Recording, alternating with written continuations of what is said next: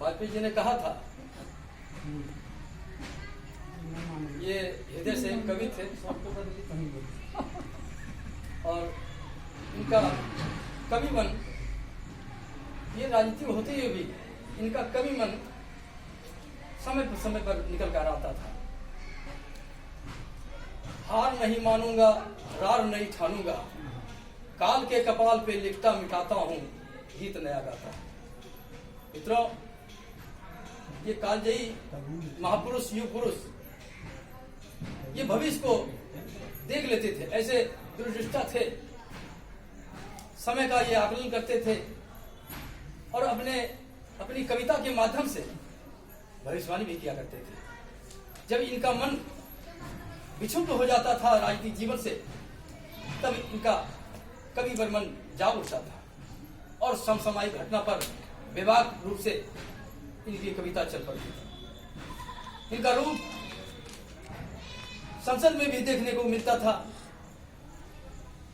जब विपक्ष के कठोर कुठाराघात के चलते जब इनका विशुद्ध मन होता था, तब भी ये कवि का रूप ले लेते थे। ऐसा अद्भुत व्यक्तित्व भारतीय राजनीति में देखने को नहीं मिलता।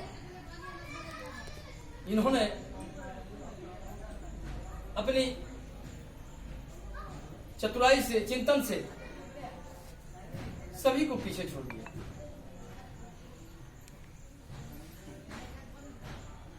पार्टी से भी ऊपर उठ गए थे। मित्रों, जब आपके अंदर में विराट व्यक्तित्व आता है तो आदमी अपने कद से ऊपर उठ जाता है। क्यों कोई आदमी अपने कद से बड़ा हो जाता है? ऐसी आखिर क्या खास बात है? तो ये सीखने और समझने की जरूरत है वाजपेयी जी के व्यक्तित्व से। मित्रों, इन्होंने जो चिंतन को छोड़ा है भारतीय राजनीति में, हमें आत्मसात करना चाहिए। इनका चिंतन हम लोग के लिए सदैव ही प्रेरणा का स्रोत रहेगा।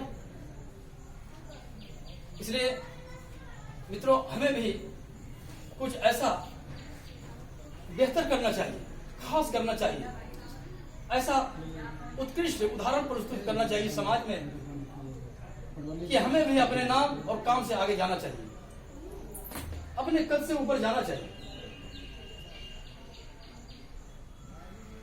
मित्रों, जीवन क्षणिक है, इसका कब अंत हो जाए ये कोई नहीं जानता है। लेकिन हम अपने पीछे कुछ तो ऐसी बातें छोड़कर जाना चाहिए जिसका चिंतन समाज, परिवार और देश करे। जिस भी क्षेत्र में आप हो, वहां पर आप अपनी छाप को छोड़िए। अच्छे कामों के चलते लोग आपको जाने तो अच्छाई के चलते जाने, सच्चाई के चलते जाने। सच्चाई में बहुत बड़ी ताकत होती है मित्रों, बहुत आत्मबल होता है। आप भयमुक्त होते हैं, किसी प्रकार की आपको शंका या चिंता नहीं होती है। इसलिए हमेशा सच का साथ दें, सच्चाई का साथ दें और कुछ अच्छा करें, जरूर आपका नाम होगा। समाज, परिवार और देश में आप भी जाने जाएंगे। वाजपेयी जैसा तो नहीं बन सकते हम लोग, लेकिन कुछ तो हम बन सकते हैं। वाजपेयी जी के अगर पद चिन्हों पर चले तो कुछ तो हम बेहतर बन सकते हैं। इसलिए आज बेहतर करने की आवश्यकता है। उम्र निकलते जा रही है, दिन प्रतिदिन समय घटता जा रहा है, लेकिन हम लोगों ने अभी तक समाज पर गहरा छाप नहीं छोड़ा। इसलिए कुछ तो छोड़ना चाहिए पीछे।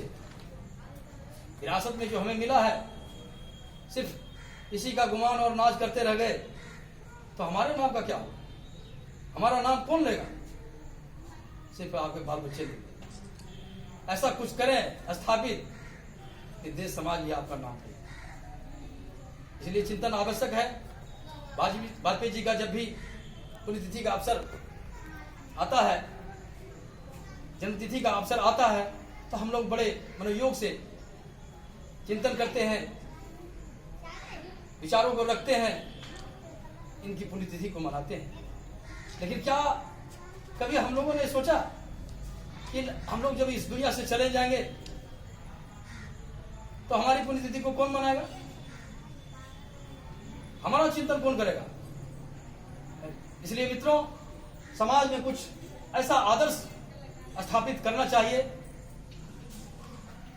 कि इतिहास में ना हो तो कोई बात नहीं, लेकिन समाज और परिवार में हमारा नाम सदैव ही सुनहरे अक्षरों से लिखा जाना चाहिए। समाज के सभी वर्गों पर हमारा खास प्रभाव होना चाहिए। और प्रभाव होता है कैसे? जब तक आप विचारों से ऊपर नहीं उठते हैं, आप अपने कर्मों से ऊपर नहीं उठते हैं, भेद विभेद से आप ऊपर नहीं उठते हैं, तब तक आपको समाज याद नहीं करता है। इसलिए आप लोगों से हम आग्रह करते हैं कि आप भी भारतीय जनता पार्टी के सिपाही हैं, समर्पित सिपाही हैं, और वाजपेयी जी के प्रति अपनी आस्था को रखते हैं, तो आप भी सर्वोत्तम उदाहरण को प्रस्तुत कर सकते हैं। वाजपेयी जी जैसा बनना संभव नहीं है, लेकिन हम अपने नाम के जैसा तो बन ही सकते हैं। वाजपेयी जी कोई खास और तिलिस्म और जादूगर नहीं थे, सामान्य व्यक्ति थे, लेकिन इन्होंने संघर्ष किया। अपनी कर्मठता के बल पर, अपने कर्मों के बल पर ऐसा कीर्तिमान स्थापित किया कि आज विपक्ष भी इनका अनुकरण करते हैं, इनके अनुयायी हैं, इनके मार्गदर्शन पर चलना चाहते हैं। इसलिए आप सभी भी ऐसा सर्वोत्तम उदाहरण प्रस्तुत करने का प्रयास करेंगे।